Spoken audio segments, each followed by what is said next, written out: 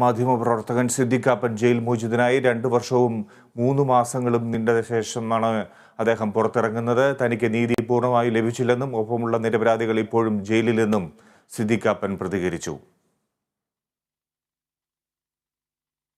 അംശങ്ങൾ ഫിറോസ് അലി മുഹമ്മദ് നൽകും. ഫിറോസ്, 2 വർഷത്തിലധികം നീണ്ട നിയമ പോരാട്ടത്തിനൊടുവിലാണ് സിദ്ദിഖ് കാപ്പൻ പുറത്തിറങ്ങുന്നത്. ഈ കഴിഞ്ഞ കാലങ്ങളിലെ പ്രതിഷേധവും നിയമ പോരാട്ടങ്ങളും എങ്ങനെയായിരുന്നു? ഫിജി, 2 വർഷം പിറകിലേക്ക് പോകണം, അല്ലെങ്കിൽ 28 മാസം പിറകിലേക്ക് പോകണം. നമുക്ക് 2020 ഒക്ടോബർ 5-ാം തീയതി ഹാത്രസിൽ, UP-യിലെ ഉത്തർപ്രദേശിലെ ഹാത്രസിൽ ദളിത് പെൺകുട്ടി, 19 വയസ്സുകാരിയായ ദളിത് പെൺകുട്ടി കൂട്ടബലാത്സംഗത്തിനിരയായി കൊല്ലപ്പെട്ട കേസ് റിപ്പോർട്ട് ചെയ്യാൻ വേണ്ടി UP-യിലേക്ക് ഹാത്രസിലേക്ക് പോയ സിദ്ദിഖ് കാപ്പനാണ് അവിടെ UP-യിലെ മധുരയിലെ ടോൾ പ്ലാസയിൽ വെച്ച് ഒരു പോലീസ് അന്വേഷണ സംഘത്തിൻ്റെ പിടിയിൽ അവരെ അറസ്റ്റ് ചെയ്യുന്നു. അതിനുശേഷം ഇദ്ദേഹം സഞ്ചരിച്ചിരുന്നത് PFI, പോപ്പുലർ ഫ്രണ്ട് ഓഫ് ഇന്ത്യയുടെ പ്രവർത്തകർക്കൊപ്പമാണ് എന്ന് പറഞ്ഞുകൊണ്ട്, അതൊരു പക്ഷേ ശരിയുമായിരിക്കാം. PFI പ്രവർത്തകർക്കൊപ്പം സഞ്ചരിച്ചു എന്നതുകൊണ്ട് അദ്ദേഹത്തെയും അതുപോലെ കൂടെ ഉണ്ടായിരുന്നവരെയും UAPA ചുമത്തി ജയിലിലടയ്ക്കുന്ന ഒരു സാഹചര്യമായിരുന്നു. അപ്പോൾ ഏറ്റവും പ്രധാനമായി 2 കാര്യങ്ങൾ. ഒന്ന്, സിദ്ദിഖ് കാപ്പൻ ഒരു മലയാളി പത്രപ്രവർത്തകനാണ്. അദ്ദേഹം പത്രപ്രവർത്തക യൂണിയൻ്റെ ഡൽഹി ഘടകത്തിൻ്റെ സെക്രട്ടറിയാണ്. 2, പോപ്പുലർ ഫ്രണ്ട് ഓഫ് ഇന്ത്യയുടെ മുഖപത്രമായ തേജസിൻ്റെ മുൻ ഡൽഹി ലേഖകനാണ് സിദ്ദിഖ് കാപ്പൻ.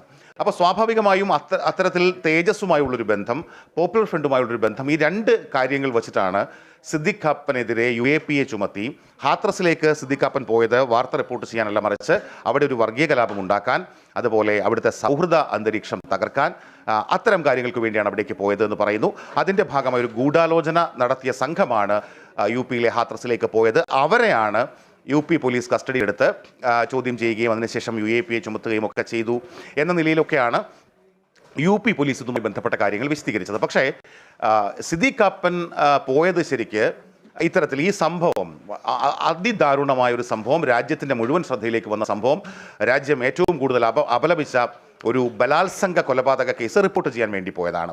അതിനുശേഷം ഈ 2.25 വർഷം നീണ്ട നിയമ പോരാട്ടങ്ങൾ, അതിൽ ഒത്തിരി ഈ മനുഷ്യാവകാശ പ്രവർത്തകർ, അതുപോലെ മാധ്യമ പ്രവർത്തകർ, പത്രപ്രവർത്തക യൂണിയൻ്റെ ഡൽഹി ഘടകമൊക്കെ വളരെ നിതാന്ത ജാഗ്രതയോടെ ഇടപെട്ടു എന്ന് വേണം പറയാൻ. ഒടുവിൽ ഈ കേസ് സുപ്രീം കോടതി, അഡ്വക്കേറ്റ് ഹാരിസ് ബീരനാണ് സുപ്രീം കോടതിയിൽ ഈ കേസിൽ കാപ്പന് വേണ്ടി വാദിക്കുന്നത്. അപ്പോൾ സുപ്രീം കോടതി സെപ്റ്റംബർ മാസം, ഈ 2022 സെപ്റ്റംബർ മാസത്തിൽ തന്നെ ഇദ്ദേഹത്തിനെതിരെ ഉള്ള UAPA നിലനിൽക്കില്ല എന്ന് കണ്ടെത്തി. അത് കെട്ടിച്ചമച്ച കേസാണ് എന്ന് കണ്ടെത്തി. ഇദ്ദേഹത്തെക്കുറിച്ച് പറഞ്ഞിരുന്നത് ഇദ്ദേഹത്തിൻ്റെ വാഹനത്തിൽ നിന്ന് ഇംഗ്ലീഷ് ലഘുലേഖകൾ പിടിച്ചെടുത്തു എന്നൊക്കെയാണ്. അപ്പോൾ സുപ്രീം കോടതി ചോദിക്കുന്നുണ്ട്, ഇംഗ്ലീഷ് ലഘുലേഖകൾ എങ്ങനെയാണ് വർഗീയ കലാപത്തിനുള്ള ഇന്ധനമാവുക, അല്ലെങ്കിൽ വർഗീയ കലാപത്തിനുള്ള ആഹ്വാനമാവുക എന്നൊക്കെ ചോദിക്കുന്നുണ്ട്. അതുപോലെ ഹാത്രസിലെ പെൺകുട്ടിക്ക് നീതി കിട്ടണമെന്ന് പറയുന്നത് തെറ്റാണോ എന്നും സുപ്രീം കോടതി ഒരു ഘട്ടത്തിൽ ചോദിച്ചിരുന്നു. അതിനിടയിലാണ് ഇദ്ദേഹത്തിൻ്റെ അക്കൗണ്ടിൽ ഏതാണ്ട് 50,000-ഓളം രൂപ ഉണ്ടായിരുന്നു. അതിൻ്റെ സോഴ്സ് കാണിക്കാൻ പറ്റുന്നില്ല. അതുകൊണ്ട് ഇദ്ദേഹം ഒരു PFI-യുമായി അടുത്ത ആളാണ്. ഇദ്ദേഹത്തിന് വിദേശ ഫണ്ട് വരുന്നുണ്ടെന്ന് പറയുന്നത് ED-യുടെ ഒരു കേസും കൂടി വരുന്നത്. ആ കേസും അലഹബാദ് ഹൈക്കോടതിയുടെ ലക്നൗ ബെഞ്ച് ആ കേസും കഴിഞ്ഞ ഡിസംബർ മാസം, 2022 ഡിസംബർ മാസം തള്ളുന്നു. ആ കേസിലും അടിസ്ഥാനമൊന്നുമില്ല. 50,000-ൽ താഴെ മാത്രമാണ് അതിൻ്റെ അക്കൗണ്ടിലുള്ളതെന്ന് ഓർക്കണം. അപ്പോൾ അവിടെയാണ് കള്ളപ്പണം ഉണ്ട് ഇദ്ദേഹത്തിന് എന്ന നിലയിൽ ED-യുടെ കേസ് വരുന്നത്. ആ കേസും തള്ളിപ്പോകുന്നു. അങ്ങനെ 2 കേസുകളിലും ജാമ്യം കിട്ടിയെങ്കിലും ഈ വേരിഫിക്കേഷൻ നടപടിക്രമങ്ങളുടെ ഭാഗമായിട്ടാണ് ഇപ്പോൾ ഈ മോചനം ഇത്രയും വൈകിയത്. ഇപ്പോൾ എനിക്ക് തോന്നുന്നു ഈ വേരിഫിക്കേഷൻ നടപടിക്രമങ്ങളൊക്കെ പൂർത്തിയായി. അദ്ദേഹം അല്പസമയം മുമ്പ് ജയിൽ മോചിതനായിരിക്കുന്നു. അതേസമയം അദ്ദേഹം ഇനിയും ചില ഉപാധികളുമുണ്ട്. അദ്ദേഹം ഇനിയും ഒരു 6 ആഴ്ച കൂടി ഡൽഹിയിൽ തുടരേണ്ടി വരും. അതുപോലെ പാസ്പോർട്ട് കോടതിയിൽ സമർപ്പിക്കേണ്ടി വരും. അങ്ങനെയുള്ള കാര്യങ്ങളൊക്കെ ഉണ്ട്. ഏതായാലും ഇതുമായി ബന്ധപ്പെട്ട് സിദ്ദിഖ് കാപ്പൻ പുറത്തിറങ്ങിയപ്പോൾ വികാരാധീനനായിട്ടാണ് പ്രതികരിച്ചത്. ലക്നൗ ജയിലിൻ്റെ പുറത്തുവച്ച് അദ്ദേഹം മാധ്യമങ്ങളോട് പറഞ്ഞത്, അദ്ദേഹത്തിൻ്റെ കയ്യിൽ ഒരു മുറിവ് ചൂണ്ടിക്കാട്ടിക്കൊണ്ട്, 28 മാസത്തിന് ശേഷം ഞാൻ ജയിലിൽ നിന്നിറങ്ങുന്നു, ഇതാ രാജ്യദ്രോഹത്തിൻ്റെ ചാപ്പ എന്ന് പറഞ്ഞുകൊണ്ട് അദ്ദേഹം കൈ ഉയർത്തി കാണിച്ചു. അദ്ദേഹം ജയിലിലായിരുന്ന സമയത്താണ് അദ്ദേഹത്തിൻ്റെ അമ്മ നഷ്ടപ്പെട്ടത്. അമ്മ മരിച്ചുപോയത്. അപ്പം ഞാൻ വീട്ടിൽ തിരിച്ചെത്തുമ്പോൾ എന്നെ സ്വീകരിക്കാൻ അമ്മയുണ്ടാകില്ല എന്ന നിലയിൽ അതിവൈകാരികമായി തന്നെ അദ്ദേഹം പ്രതികരിച്ചു. അദ്ദേഹം പറഞ്ഞ ഒരു കാര്യം, എനിക്ക് മാത്രമാണ് നീതി കിട്ടിയത്, പൂർണ്ണമായും നീതി കിട്ടിയെന്ന് വെച്ചാൽ ഞാൻ മാത്രമാണ് ജയിൽ മോചിതനായത്. പക്ഷേ എനിക്കൊപ്പം ഉണ്ടായിരുന്നവരൊന്നും രാജ്യദ്രോഹികളല്ല, അവരാരും കലാപം ഉണ്ടാക്കാൻ പോയവരുമല്ല. അപ്പോൾ അവരൊക്കെ ജയിലിൽ കിടക്കുമ്പോൾ ഞാൻ പുറത്തിറങ്ങിയത് കൊണ്ട് മാത്രം ഏതെങ്കിലും തരത്തിൽ എനിക്ക് സന്തോഷമില്ല. അവർക്കും കൂടി നീതി കിട്ടണം. കടുത്ത അനീതിയാണ് ഈ സംഭവവുമായി ബന്ധപ്പെട്ട് UP പോലീസ് സ്വീകരിച്ചത്. UAPA ചുമത്തി അടക്കമുള്ള കാര്യങ്ങൾ. അങ്ങനെ 28 മാസം അങ്ങനെ ഒരു കരിനിയമത്തിൽ പെടുത്തിയ ഒരു മാധ്യമപ്രവർത്തകനെ ജയിലിലിട്ട ഒരു സംഭവം എന്ന നിലയിൽ തന്നെ ഫിജി നമുക്ക് ഈ ഘട്ടത്തിൽ സിദ്ദീഖ് കാപ്പൻ്റെ ഈ കേസ് വിലയിരുത്തേണ്ടി വരും. നമുക്കറിയാം 2020 സെപ്റ്റംബർ 14 ഈ ഒരു സംഭവം ഉണ്ടാകുന്നത്. ഒരു കൂട്ട ബലാത്സംഗം ഒരു 19 വയസ്സുള്ള ദളിത് യുവതിക്ക് സംഭവിക്കുന്നു. അതിനുശേഷം 2 ആഴ്ചയ്ക്ക് ശേഷമായി യുവതി മരിക്കുകയും ചെയ്യുന്നു. ഈ കേസിന്റെ ഒരു പശ്ചാത്തലം നമുക്കെങ്ങനെ ഇപ്പോൾ വിവരിക്കാൻ കഴിയും? ഫിജി, രാജ്യത്തിൻ്റെ തന്നെ ശ്രദ്ധയിലേക്ക് വന്ന ഒരു കേസാണ്. UPയിലെ ഹാത്രസ് എന്ന ഒരു സാധാരണ ഗ്രാമപ്രദേശം. അവിടെ 19 വയസ്സ് മാത്രം പ്രായമുള്ള ഒരു പെൺകുട്ടി അമ്മയ്ക്കൊപ്പം പുല്ലരിയാൻ വേണ്ടി പോകുന്നു. അതിനിടയിൽ വെച്ച് അമ്മയും ഈ മകളും തമ്മിൽ ഈ ചില അവിടുത്തെ ഈ റിമോട്ട് ഏരിയകളൊക്കെ ആണല്ലോ. അപ്പോൾ അവിടെ പെൺകുട്ടി കുറച്ച് ദൂരേക്ക് പോകുന്നു. അവിടെ വെച്ച് പെൺകുട്ടിയെ ഒരു 4 അംഗ സംഘം ഈ പെൺകുട്ടിയെ പിടിച്ചുകൊണ്ടുപോയി അതിക്രൂരമായി ബലാത്സംഗം ചെയ്യുന്നു എന്ന് മാത്രമല്ല, ആ പെൺകുട്ടിയുടെ അവസാനം ഈ നട്ടല് തകർന്ന അവസ്ഥയിലാണ്. നട്ടല് തകർന്നു എന്ന് മാത്രമല്ല, നാക്ക് അരിഞ്ഞെടുക്കുകയും നട്ടല് തകർക്കുകയും ചെയ്യുന്ന, ശരീരം അത്രയേറെ നുറുങ്ങിയ നിലയിലാണ് ഈ പെൺകുട്ടി ആശുപത്രിയിൽ പ്രവേശിപ്പിക്കപ്പെടുന്നത്. 14-ാം തീയതി സംഭവം നടക്കുന്നു. 7-8 ദിവസത്തോളം ഈ പെൺകുട്ടി ആശുപത്രിയിൽ അതീവ ഗുരുതരാവസ്ഥയിൽ കഴിയുന്നു. 22-ാം തീയതി വൈകിട്ടോടെ ഈ പെൺകുട്ടി മരിക്കുകയും ചെയ്യുന്നു. ഇതൊരു വലിയ ചർച്ചയാവുന്നുണ്ട്. പക്ഷേ പോലീസ് ഇതുമായി ബന്ധപ്പെട്ട് കേസ് ഏറ്റെടുത്ത പോലീസ് വളരെ നിസ്സംഗമായ മനോഭാവം പ്രകടിപ്പിച്ചു എന്ന് മാത്രമല്ല, മൃതദേഹം പോലും ബന്ധുക്കളെ കാണിക്കാൻ, കുടുംബത്തെ കാണിക്കാൻ തയ്യാറായില്ല.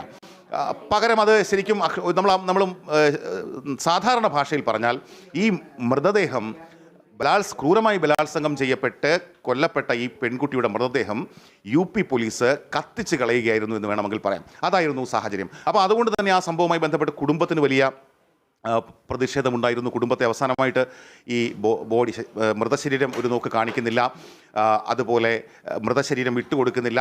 പോലീസ് അത് കത്തിച്ച് കളഞ്ഞു. ADGP പറയുന്നു അവിടെ ഈ ബലാത്സംഗത്തിൻ്റെ യാതൊരു വിധമായ ലക്ഷണങ്ങളും കണ്ടിരുന്നില്ല എന്നൊക്കെ പറയുന്നു. ആ നിലയ്ക്ക് പൂർണ്ണമായും അട്ടിമറിക്കപ്പെട്ടൊരു കേസ്. അത് പിന്നീട് വാർത്തകളിലൂടെ രാജ്യത്തിൻ്റെ ശ്രദ്ധയിലേക്ക് തന്നെ വരുന്നു. മനുഷ്യാവകാശ പ്രവർത്തകരൊക്കെ ഇടപെടുന്നു. ആ കുടുംബം സ്വാഭാവികമായും ഇതിൻ്റെ ഭാഗമായുള്ള നിയമ പോരാട്ടങ്ങളുമായി മുന്നോട്ട് പോയി. കാരണം അവർക്ക് നീതി നിഷേധിക്കപ്പെട്ടു എന്ന് പറഞ്ഞുകൊണ്ട്. മകൾ ഇത്ര ക്രൂരമായി ബലാത്സംഗം ചെയ്യപ്പെട്ടു എന്ന് മാത്രമല്ല, അധികൃതരുടെ ഭാഗത്തു നിന്നുള്ള വലിയ അലംഭാവം ആ കുടുംബത്തെ വല്ലാതെ നിരാശരാക്കുകയും അവർ നിയമ പോരാട്ടത്തിൻ്റെ വഴിയിലേക്ക് പോവുകയും ഒക്കെ ചെയ്തു. ആ നിലയ്ക്ക് അതിനിടയ്ക്ക് മറ്റൊരു സംഭവം കൂടിയുണ്ട്. അതായത് ഈ UP സർക്കാരിൻ്റെ പ്രതിച്ഛായ വല്ലാതെ ബാധിച്ചൊരു സംഭവമാണ് ഹാത്രസ് സംഭവം. അപ്പോൾ ഈ സംഭവത്തിൻ്റെ പശ്ചാത്തലത്തിൽ പിന്നീട് അവിടുത്തെ ഒരു MLA സുരേന്ദ്ര സിംഗ് എന്നാണ്, ഭല്ലിയ കോൺസ്റ്റിറ്റ്യുവൻസിയെ പ്രതിനിധീകരിക്കുന്ന സുരേന്ദ്ര സിംഗ് ഈ സംഭവത്തോട് പ്രതികരിച്ചത്, പെൺകുട്ടികളെ നമ്മൾ നല്ല വാല്യൂസ് കൊടുത്ത് വളർത്തണം, അതായത് നല്ല കാര്യങ്ങൾ പറഞ്ഞു കൊടുത്ത് വളർത്തണം. ഈ പോലീസിനോ സർക്കാരിനോ മാത്രം ഒന്നും ചെയ്യാൻ കഴിയില്ല. പെൺകുട്ടികൾ അങ്ങനെ വഴിപിടച്ച് പോകുന്നത് കൊണ്ടാണ് ഇത്തരത്തിൽ ബലാത്സംഗങ്ങൾ ഉണ്ടാകുന്നതെന്ന് ഉത്തരവാദിത്തപ്പെട്ട സ്ഥാനത്ത് നിന്നുകൊണ്ട് ഒരു MLA പറയുന്ന സാഹചര്യം UP പോലെ ഒരു സ്ഥലത്ത് ചിലപ്പോൾ അതൊക്കെ നമുക്ക് പ്രതീക്ഷിക്കേണ്ടി വരും. അപ്പോൾ ആ നിലയ്ക്കൊക്കെ UPയിലെ BJP സർക്കാരിനെ വല്ലാതെ പ്രതിരോധത്തിലാക്കിയ ഒരു സംഭവം. അതിൽ തന്നെ അത്യന്തം ദാരുണമായ ഒരു ബലാത്സംഗ കൊലപാതകം. അത് സംവിധാനത്തിൻ്റെ മുഴുവൻ പിന്തുണയോടുകൂടി നടക്കുന്നു. അത് റിപ്പോർട്ട് ചെയ്യാൻ വേണ്ടി ഒരു മാധ്യമപ്രവർത്തകനും സംഘവും പോകുന്നു. മാധ്യമപ്രവർത്തകന് PFI ബന്ധം ആരോപിച്ചും അദ്ദേഹം വർഗീയ കലാപം ഉണ്ടാക്കാൻ ശ്രമിച്ചു എന്ന് ആരോപിച്ചുമൊക്കെ UAPA ചുമത്തി അദ്ദേഹത്തെയും അദ്ദേഹത്തിൻ്റെ കൂട്ടാളികളെയും അല്ലെങ്കിൽ കൂടെ ഉണ്ടായിരുന്നവരെയും ജയിലിലടയ്ക്കുന്നു. 28 മാസത്തിന് ശേഷം നീണ്ട നിയമ പോരാട്ടങ്ങൾക്കൊടുവിൽ സിദ്ദീഖ് കാപ്പൻ ജയിൽ മോചിതനാകുന്നു. അപ്പോഴും കൂടെ ഉണ്ടായിരുന്ന PFI പ്രവർത്തകർ ജയിലിലാണ്. അതുകൊണ്ട് തന്നെ നീതി പൂർണ്ണമായിട്ടില്ല എന്ന് സിദ്ദീഖ് കാപ്പൻ പറയുന്നു. ഫിജി, ഫിറോസ് അലി മുഹമ്മദ്, ഒരു കാര്യം കൂടി. നമുക്കറിയാം, ഇത് UP സർക്കാരിന്, യോഗി ആദിത്യനാഥ് സർക്കാരിന് വലിയ ആക്ഷേപങ്ങൾ ഏൽക്കേണ്ടി വന്ന ഒരു സംഭവമാണ്. കേസുമായി ബന്ധപ്പെട്ട് ഇപ്പോൾ നടപടികൾ എവിടം വരെ എത്തിയിട്ടുണ്ട്? ഈ ഒരു സംഭവം കഴിഞ്ഞത് അന്വേഷണവും മറ്റും ഏതു വഴിക്കാണ് ഇപ്പോൾ? അതിനെക്കുറിച്ച് എന്താണ് പറയാനുള്ളത്? ഇപ്പോൾ ഈ സിദ്ദീഖ് കാപ്പന് മാത്രമാണ് ഈ UAPA കേസിൽ സിദ്ദീഖ് കാപ്പനെ മാത്രമാണ് സുപ്രീം കോടതി കുറ്റവിമുക്തനാക്കിയിരിക്കുന്നത്. ബാക്കി ഇദ്ദേഹത്തിനൊപ്പം ഉണ്ടായിരുന്നവർ ഇപ്പോഴും ഈ UAPA ചുമത്തപ്പെട്ട് തന്നെ ജയിലിൽ കഴിയുന്നു, ലക്നൗ ജയിലിൽ തന്നെ കഴിയുന്നു എന്നുള്ളതാണ്. ഇതുമായി ബന്ധപ്പെട്ട നിയമ പോരാട്ടം തുടരുന്നുണ്ട്. നമുക്കറിയാമല്ലോ, ഇപ്പോൾ PFIയുമായി ബന്ധപ്പെട്ട കേസുകളൊക്കെ കേരളത്തിൽ നിന്നടക്കം കൊണ്ടുപോയ PFI പ്രവർത്തകരുടെ ഒക്കെ അവസ്ഥ നമുക്കറിയില്ല. എന്താണ്, എവിടെയാണ് അവർ എന്ന് പോലും, അല്ലെങ്കിൽ ആ തരത്തിൽ അവർ എന്ന് പുറത്തിറങ്ങുമെന്നും അറിയാത്തൊരു സാഹചര്യമുണ്ട്. കേന്ദ്ര സർക്കാർ ആ തരത്തിൽ തന്നെ പോപ്പുലർ ഫ്രണ്ട് ഓഫ് ഇന്ത്യ എന്ന സംഘടനയെ സ്വാഭാവികമായും നിരീക്ഷിക്കുന്നുണ്ട്. അതുകൊണ്ട് തന്നെ സിദ്ദീഖ് കാപ്പനൊപ്പം ഉണ്ടായിരുന്ന പോപ്പുലർ ഫ്രണ്ട് ഓഫ് ഇന്ത്യ പ്രവർത്തകരുടെ പുറത്തുവരൽ സംബന്ധിച്ചോ മോചനം സംബന്ധിച്ചോ ഒക്കെ സ്വാഭാവികമായിട്ടും അനിശ്ചിതത്വം ഉണ്ടാകാം. അത് ഏത് നിലയിൽ സുപ്രീം കോടതിയിൽ അത് പ്രൂവ് ചെയ്യാൻ കഴിയുന്നു, ഇവർ അത്തരത്തിൽ ഈ PFIയുമായി അല്ലെങ്കിൽ PFI പ്രവർത്തകരായിരിക്കെ തന്നെ അവർക്ക് ഒരു കലാപ ഉദ്ദേശം ഉണ്ടായിരുന്നില്ല, അല്ലെങ്കിൽ ഒരു ഹാത്രസിലേക്ക് പോയത്. ഇപ്പോൾ സിദ്ദീഖ് കാപ്പന് വേണമെങ്കിൽ പറയാം വാർത്ത റിപ്പോർട്ട് ചെയ്യാൻ പോയി എന്ന്.